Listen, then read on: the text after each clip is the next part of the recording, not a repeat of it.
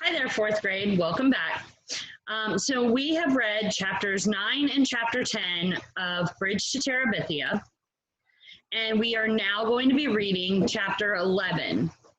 I'm going to go ahead and share my screen and we'll get started. We've already gone over the vocabulary for these chapters, so we're going to go ahead and get started on our reading. I'm going to be using the Epic app, and I have my book pulled up on chapter 11. The title of chapter 11 is No. Something whirled around inside Jess's head.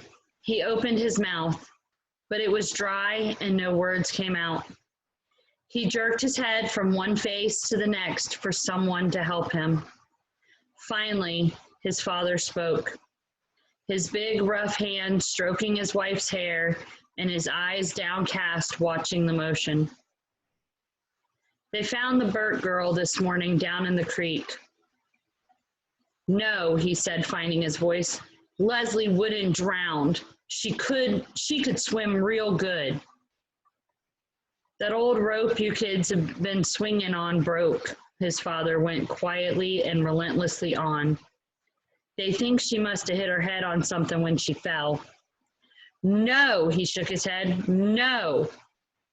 His father looked up. I'm real sorry, boy. No, Jess was yelling now. I don't believe you. You're lying to me.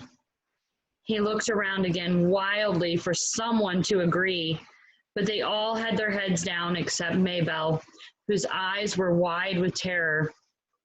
But, Leslie, what if you die?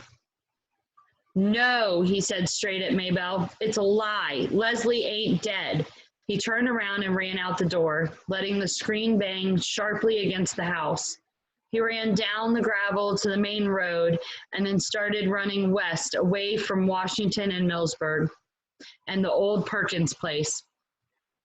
An approaching car beeped and swerved and beeped again, but he hardly noticed. Leslie, dead. Girlfriend, rope, broke, fell, you. The words exploded in his head like corn against the sides of the popper. God, dead, you, Leslie, dead, you. He ran until he was stumbling, but he kept on, afraid to stop, knowing somehow that running was the only thing that could keep Leslie from being dead. It was up to him. He had to keep going. Behind him came the barpity of the pickup, but he couldn't turn around. He tried to run faster, but his father passed him and stopped the pickup just ahead, then jumped out and ran back. He picked Jess up in his arms as though he were a baby. For the first few seconds, Jess kicked and struggled against the strong arms.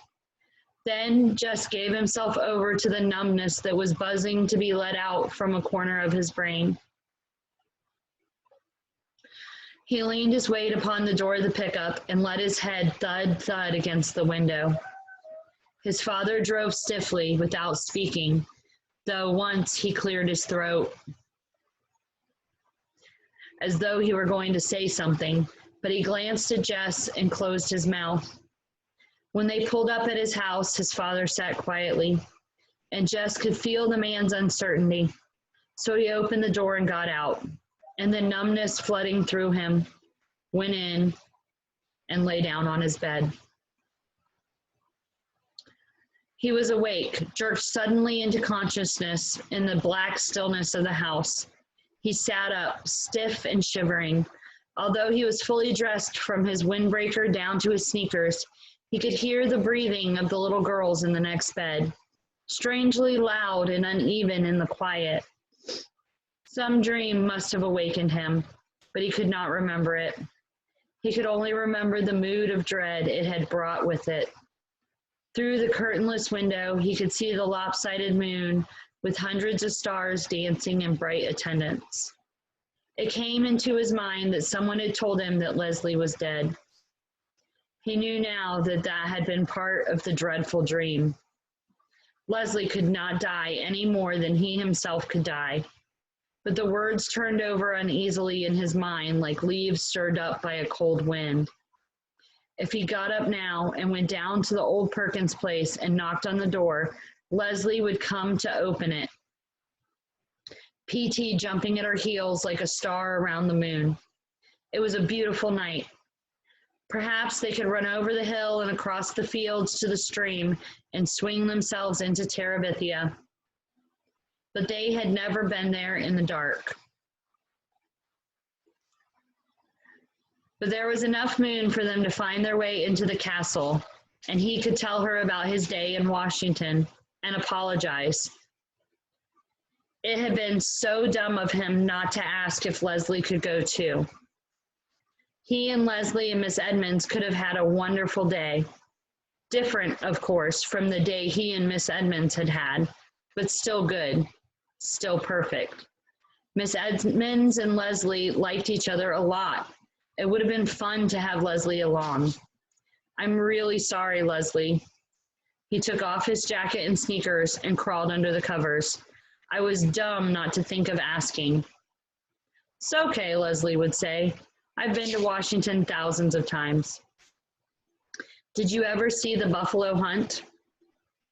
Somehow it was the one thing in all Washington that Leslie had never seen. And so he could tell her about it, describing the tiny beasts hurtling to destruction. His stomach felt suddenly cold.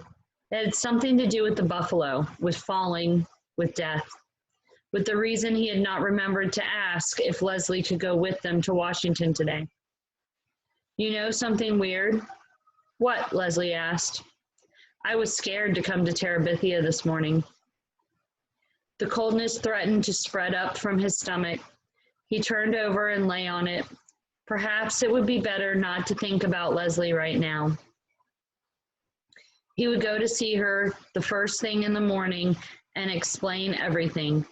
He could explain it better in the daytime when he had shaken off the effects of his unremembered nightmare.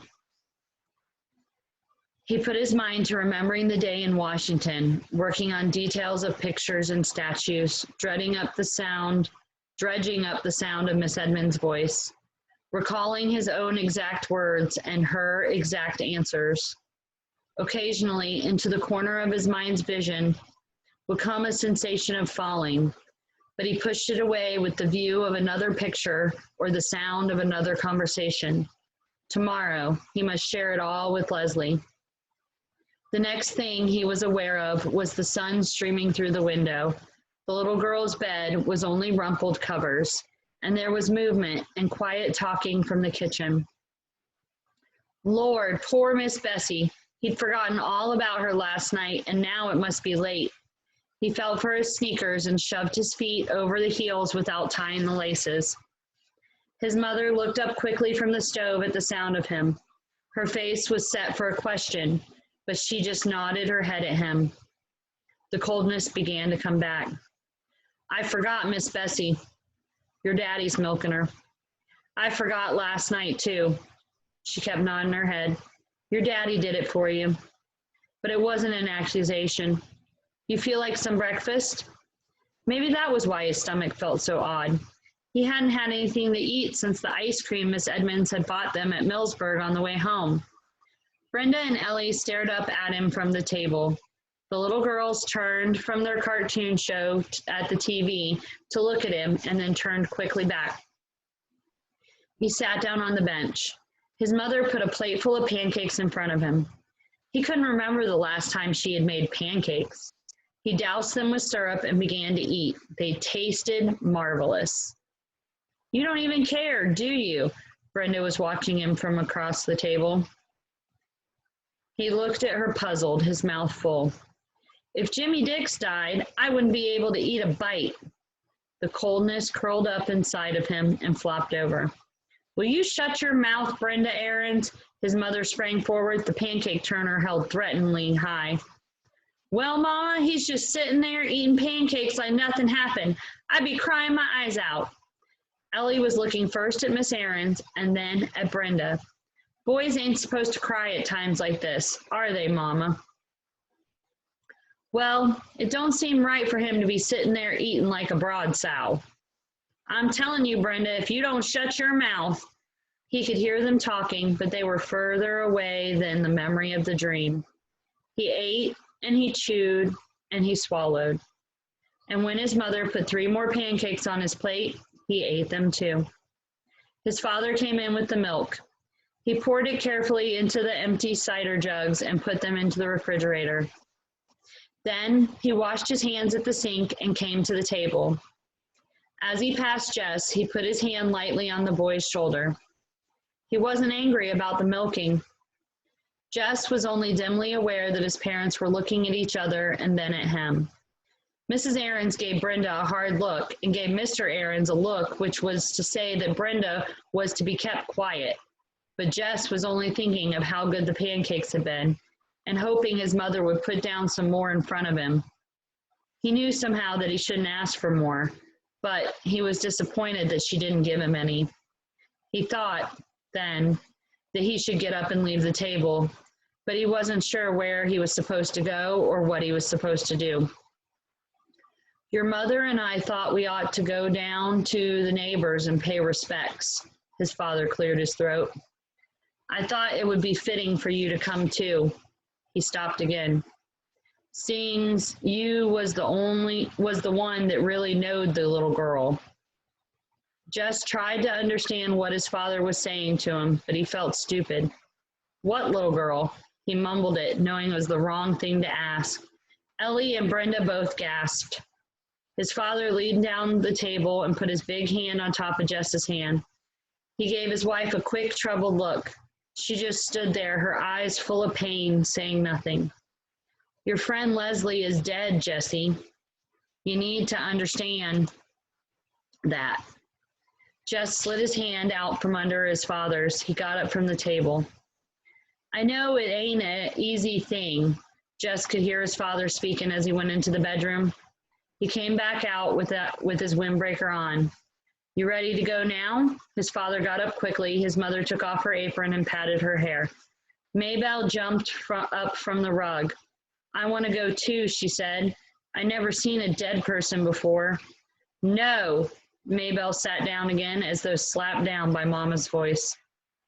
We don't know where she's laid out at, Maybelle, Mr. Aarons said more gently. And that is the end of chapter 11.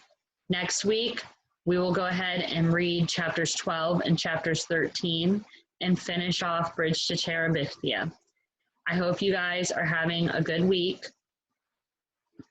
and a wonderful upcoming weekend. Bye.